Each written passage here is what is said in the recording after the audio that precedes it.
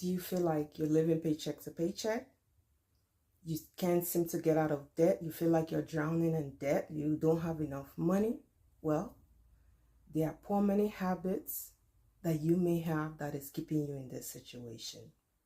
Hi, welcome back to the Mom on a Budget, where we teach you smart ways to save money, build wealth, and manage your finances like a boss. So let's talk about some money habits that may be keeping you down. First one is not paying yourself first. In other words, you get your paycheck, and the first thing you do, you pay everything, every debt, every essential living, and then at the end of the day, your money is gone and you didn't put anything towards savings. That's the worst thing you can do. So first, when you get your paycheck, you need to pay yourself first. And the best way to do this is to automate your savings. Maybe allowed to deposit your check in maybe 2 or 3 different places. So you have your bank account for your regular bills and just your daily living. Then you have a separate account just for saving money, such as emergency fund, or even saving like sinking funds for long-term, short-term savings. It depends.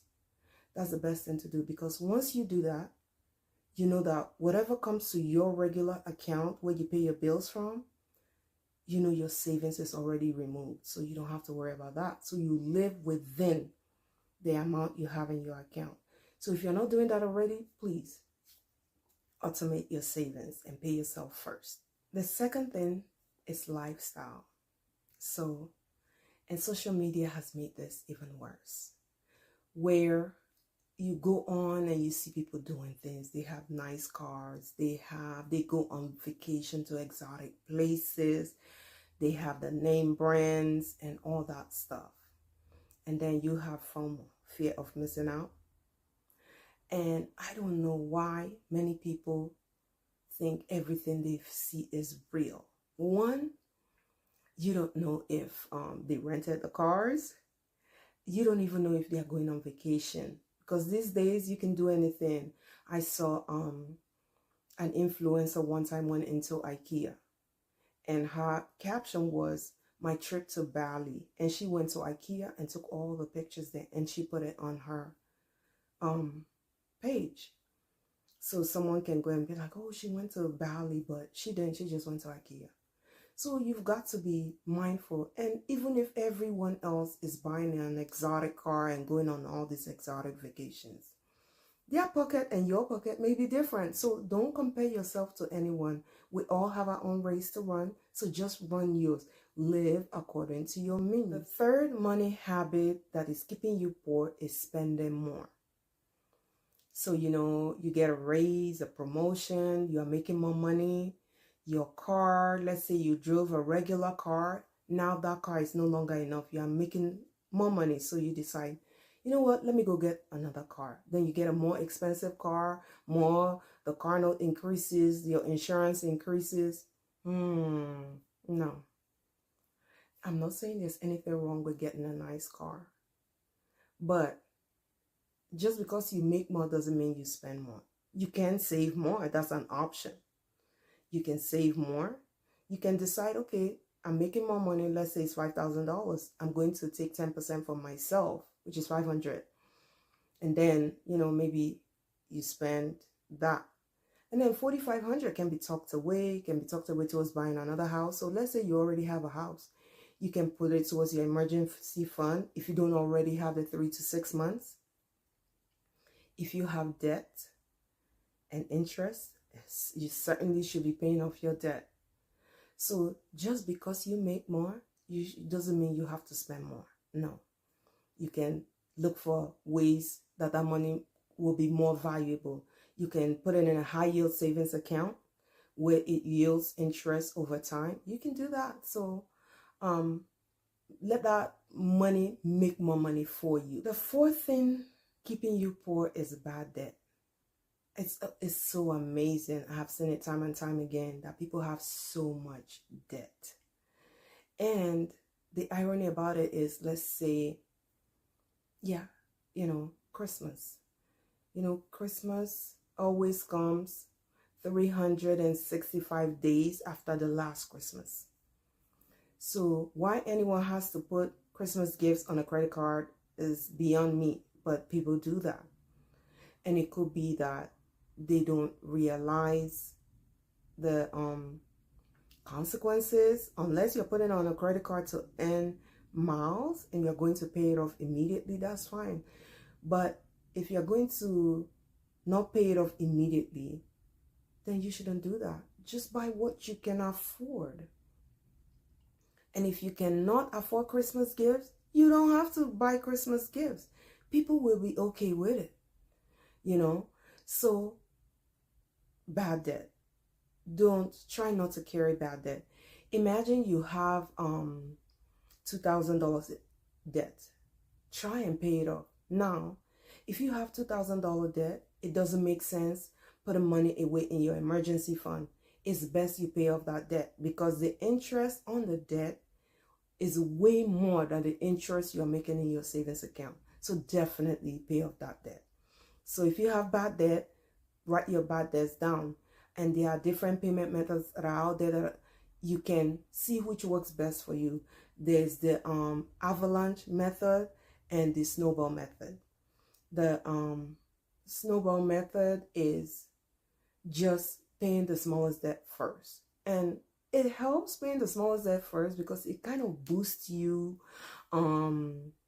It helps you. It makes you feel like you achieved something. If it doesn't matter even if it's $100 debt, $200 debt, but it makes you feel like you achieved something. So that's that. Now the avalanche method is paying your high interest rate debt off first. But you decide what's best for you. But the key is to eliminate your debt as fast as possible. Because imagine the money you are putting towards that. Once that debt is eliminated, you can put that towards, you can invest that, you can put that towards savings, you can put it in a high yield savings account. So, pay off your debt, track your debt and pay it off. Know what you owe and have a plan of action. Number 16 is people don't save and invest. So, earlier we talked about paying yourself first. When you pay all of your expenses, living expenses and your debt, there's nothing else. So you're like, oh, I don't have money to save or invest. Don't do that. The earlier you begin to save and invest, the better for you. Again, compound interest comes into place.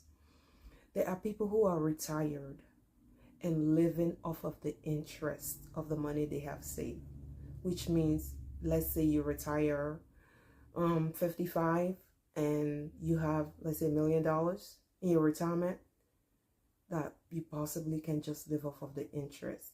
That's ideal if you can.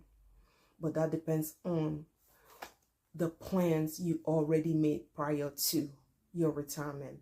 And so that's why it's important, start putting money away.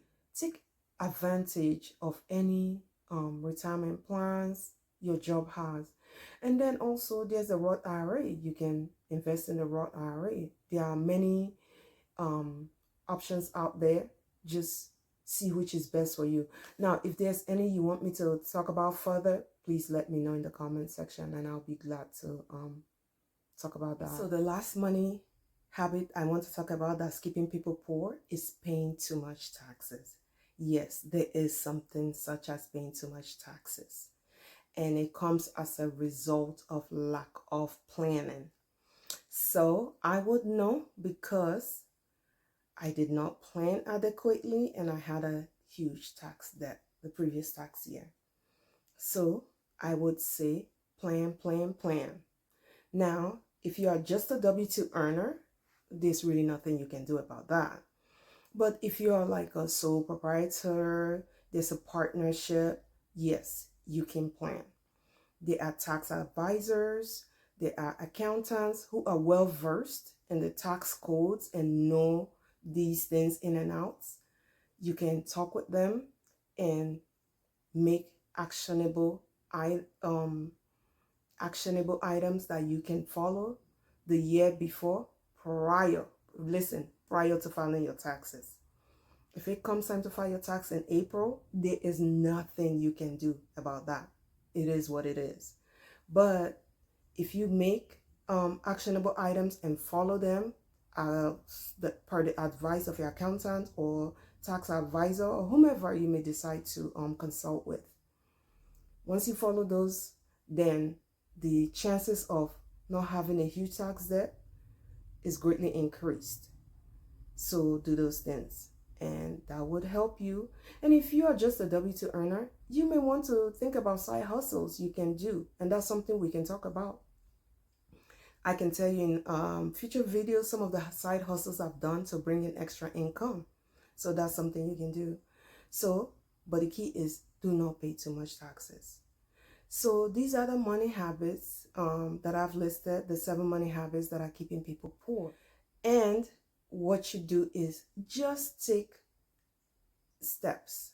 You may not do it over a day, but taking consistent steps each time will help you get out of these poor money habits.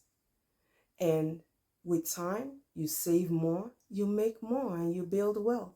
If you like what you heard, give it a thumbs up, subscribe to the channel, and share with others who may find this video helpful.